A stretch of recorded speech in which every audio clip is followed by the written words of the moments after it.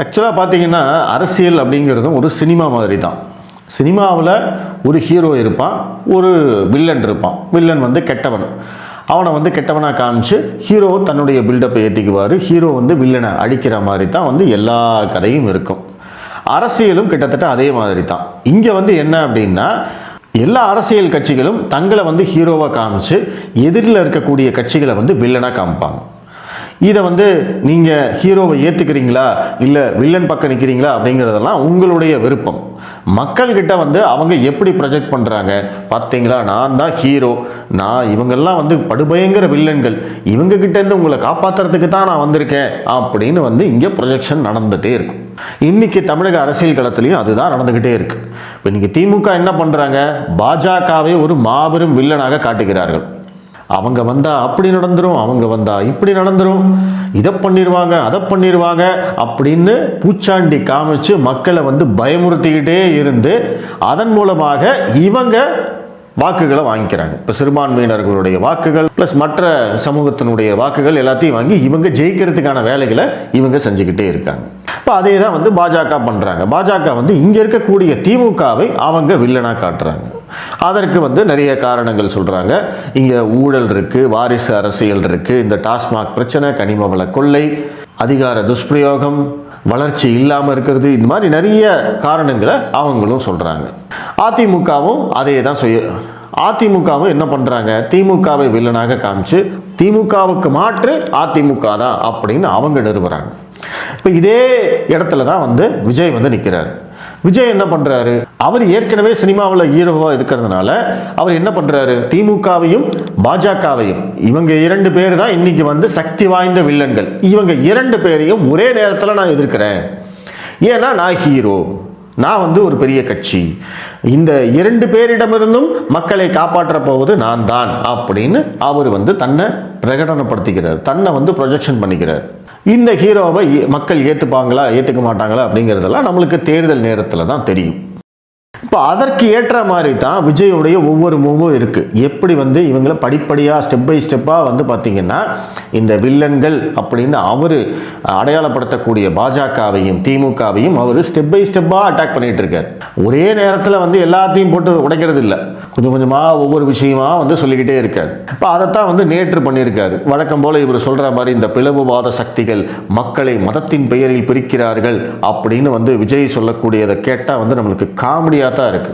யார் வந்து மக்களை மதத்தாலும் ஜாதியாலும் பிரிக்கிறார்கள், யார் வந்து மதத்தால் ஒற்றுமைப்படுத்த பார்க்கிறார்கள் அப்படிங்கிறது கூட விஜய்க்கு தெரியாதா? தெரியும். தெரிஞ்சாலும் இவங்க இதைத்தான் சொல்லுவாங்க. பாஜக வந்து மக்களை பிளவுபடுத்திக்கிறது அப்படிங்கிறது தான் இங்கே எதிர்க்கட்சிகளுடைய குற்றச்சாட்டு. அதே குற்றச்சாட்டை தான் விஜய் வைக்கிறார். ஆனால் உண்மை என்ன, பாஜக வந்து மக்களை ஒற்றுமைப்படுத்திக்கிறது, ஒருங்கிணைக்கிறது. ஒரே நாடு, ஒரே இந்தியா, நம்ம எல்லாரும் ஒன்று, நம்ம எல்லாரும் வந்து இந்த பாரத தேசத்தின் பிள்ளைகள், நம்ம எல்லாரும் சேர்ந்து தான் இந்த நாட்டை வந்து காப்பாற்றணும் அப்படின்னு தான் அவங்க திரும்ப திரும்ப சொல்லிக்கிட்டே இருக்காங்க. அவங்க வந்து இந்து மதத்தை, இந்து மத வாக்காளர்களை ஒருங்கிணைக்கிறார்களா அப்படின்னு கேட்டால் ஆமாம், அதில் என்ன தப்பு?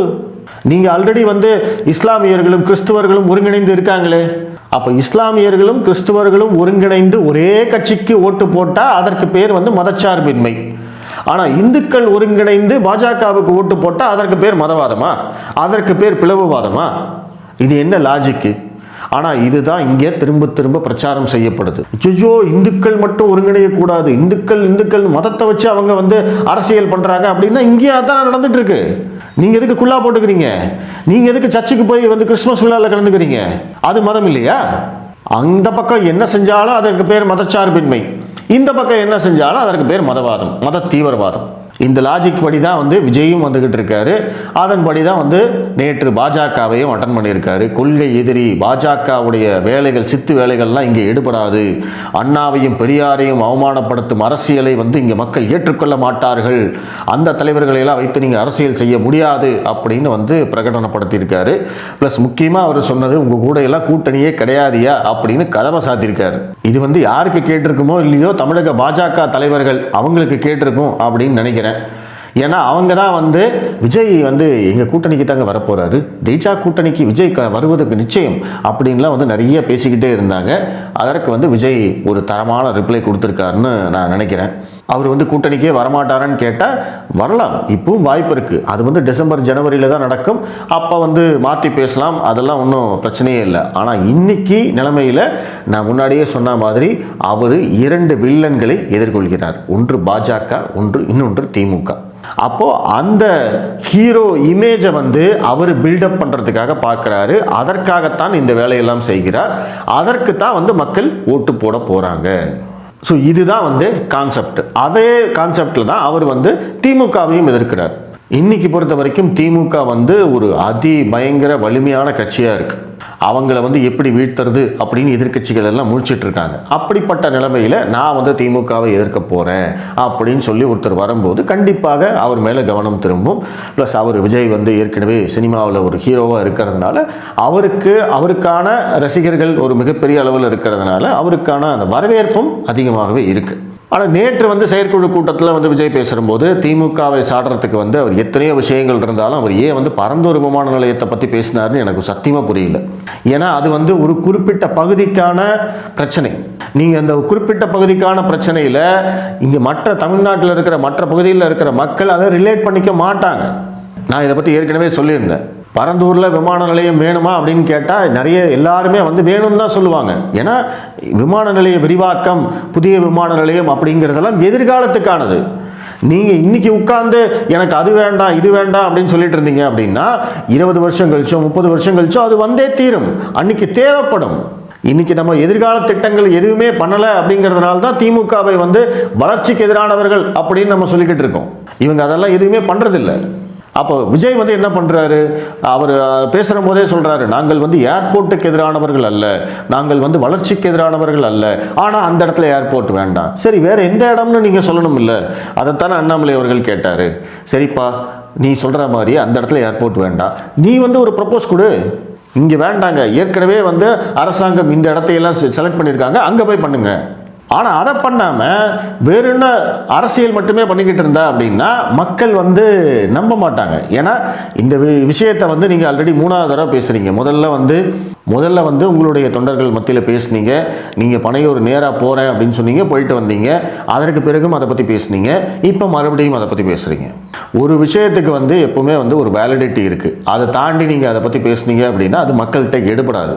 ஆனால் அதுவே திமுகவை இன்னைக்கு எதிர்ப்பதற்கு ஏகப்பட்ட காரணங்கள் இருக்குது. போதை மருந்து விவகாரம் இருக்குது, கஞ்சா விவகாரம் இருக்குது, இன்னைக்கு அந்த அஜித்குமாருடைய மரணம் நடந்திருக்கு, லாக்அப் டெத் தொடர்ச்சியாக நடந்துக்கிட்டே இருக்கு, காவல்துறை முதல்வர் கட்டுப்பாட்டிலேயே இல்லைன்னு தொடர்ச்சியாக வந்து புகார்கள் சொல்லிக்கிட்டே இருக்கோம். இதையெல்லாம் பற்றி பேசுனீங்க அப்படின்னா ஒட்டுமொத்த தமிழ்நாடும் அதை ரிலேட் பண்ணிக்குவாங்க. கோயம்புத்தூரில் இருக்கிறவனுக்கும் அது ரிலேட் ஆகும், திருநெல்வேலியில் இருக்கிறவனுக்கும் அது ரிலேட் ஆகும், கன்னியாகுமரியில் இருக்கிறவனுக்கும் அது ரிலேட் ஆகும்.